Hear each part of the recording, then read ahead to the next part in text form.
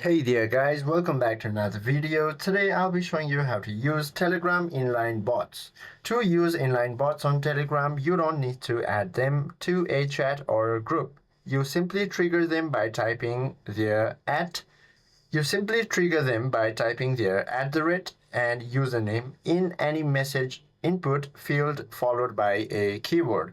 Now to use this, all you have to do is go ahead and tap on your specific chat box, and to trigger this inline bot, go ahead and tap on this @ button, then type in vid for videos or gif for gifs. Now once you do so, type in space and write anything. You can write panda, dog, whatever GIF that you are trying to search for.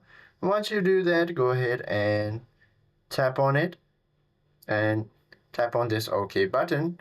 And that is how you use it, guys. I hope this video helps you out a lot. If you have any questions or queries, please do comment down below.